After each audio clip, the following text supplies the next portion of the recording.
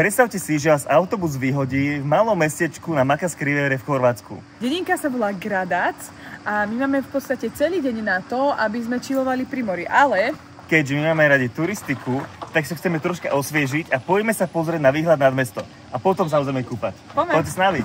Potrebujeme vodenku, aby sme neboli dehydrovaní, vonku je brutálne teplo, takže toto je naša záchrana. Vala. Včera večer Livy našla krásny výhľad a to práve z tohto výkopca za nami, vlastne to, že Vrysie. Tým, že my máme fakt radi tie hory, tak sme si povedali, no čo, nebudeme tam ležať 6 hodín pri tom mori. Teším sa. Teším sa ja na to.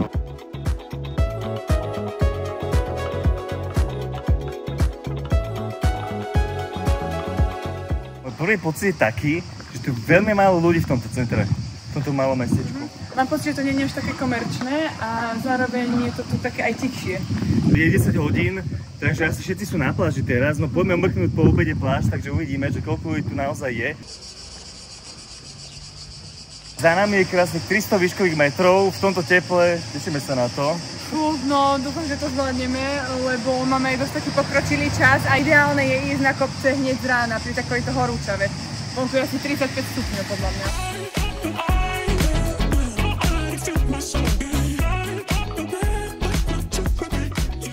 Pekne prejdete na turistickú trasu a už potom aj smerom hore. Všetko je krásne vyznačené, aj na tabuľkách, čiže nemáte sa kde strátiť. Za tabuľky to bude veľmi zaujímavá trasa, trošku iné ako keď sme šli na Choč. A berem si zo sebou aj takúto palicu, ktorá bola hneď tu, takže naspäť ju pekne vrátim. Trošku iný štýl palíčiek. Pred nami je podľa mňa naozaj celkom strmé stúpanie, ale vyzerá, že pôjdeme lesom, takže to bude v pohode. Za nami sa ukazujú už krásne výhľady. A to sme nevyšli ani nejakých 300 metrov, že? To sme vyšli možno máš 70-80 metrov výškových? Nádhera. Dosť to určite. Tu nechce ísť úplne na vrchol. Vieš si sem pekne nad mesto a večer západ slnka.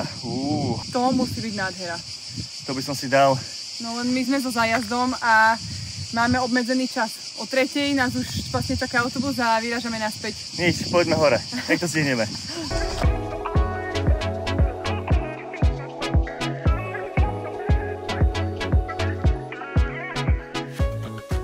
Sme za polovičkou cesty a cesta je naozaj celý čas udržiavaná takými vlastne kameňmi, keď sa pozrite za nás. Takto vyzerá tá cesta vlastne po celý čas. Minuli sme možno koľko, 5-6 lavičiek? Určite. A každá lavička má pri sebe kvoš, čiže starajú sa o to, udržiavajú to, je to tu čisté. Stretli sme zo pár turistov, ale oni sa vracali nadol. Má zmysel ísť ráno, lebo naozaj okolo obeda si človek nevyberá, je tu fakt teplo. Najväčší úpek, preto aj dávali sme si pár zastávok, lebo naozaj ťažšie sa dýcha a hydratujeme sa. Pred nami je vlastne posledná časť stúpania a vidíme sa na vrchu! Za nami sa ukázal prvý výhľad, pozerajte na to. Wow! Alebo vítajte na vyhliadke Adrión. Dúfam, že som to dobre prečítala. Adrión? OK, čakni. Áno. Je to Adrión? Je to Adrión.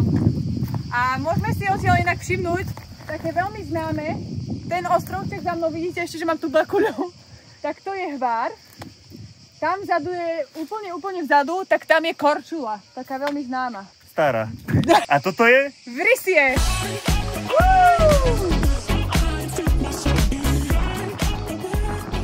Myslím si, že sme spravili dobre, že sme sa sem išli pozrieť. Aj keď tá trasa nebola úplne taká, že jednoduchá, ale tak o tom sú tie túry, nie? O tom je turistika. Išli sme nejakých 300 výškových cez obed, ale pokiaľ tu jedný Vánok, takže troška nám to spriemňoval. No a teraz ideme vychutnať tento krásny výhľad, užít si to tu. Sme tu úplne sami, pozerajte.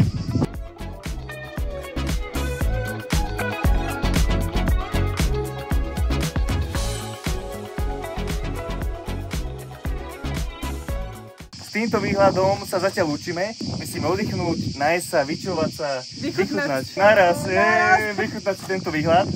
No a potom si ideme pozrieť, ako v Gradeci vyzerá more. Pláž, zakúpeme, pozrieme žralokov.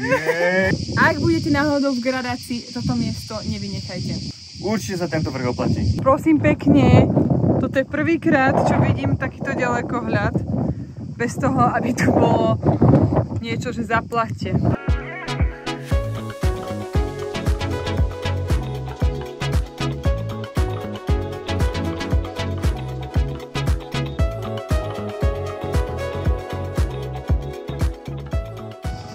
mesto je naozaj veľmi tiché.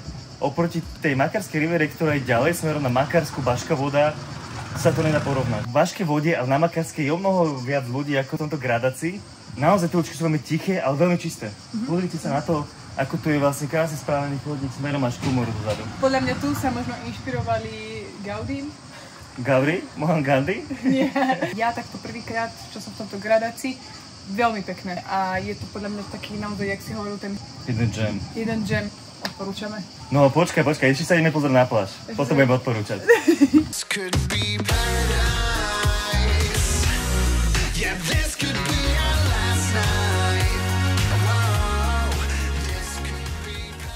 Prvý pocit z pláže je úplne, že wow. Tá voda je extrémne čistá. Už z kopca vlastne, čo sme boli z výhľadu, bolo vidno úplne podloďky a krásny výhľad. Voda je naozaj tyrkysová modrá. Ľudia sú tu taký, vidno, že to je taký vibe, sme úplne že v centre. Ľudia si tu chillujú, pijú kavičku, nejaké mojito. Veľký chillik. Ale ani tu na pláži nie je až taký veľký rozruch. Naozaj toto mesto, by som povedal, že je veľmi vyčilované. Teraz je naozaj čas, keď sa najviac ľudí kúpe a vyzerá byť celkom fajn. Zatiaľ sa zdá byť, že jediným negatívom tejto pláže je, že je veľmi taká úzka a nezmyslí sa tam veľa ľudí. Hneď je more a máte tam len možno, ja neviem, meter alebo dva, kde sa dá ležať. Hej, je to taká kamenková pláž, nie je to piesok, je to kamenková pláž, ale vyzerá to super. Geniálne. A to mesto, naozaj krásne.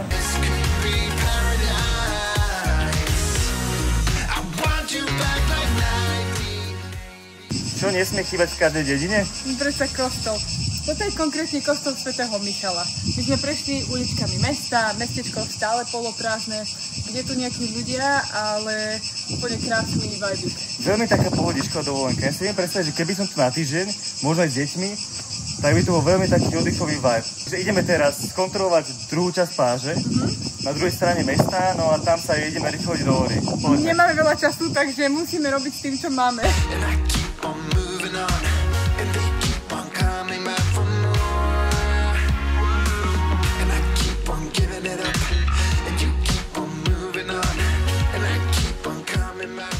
No dnes sme ukončili kúpaním. LTT sme to stihli, boli sme vo vode aspoň 10 minút, ale lepšie niečo ako nič, nie?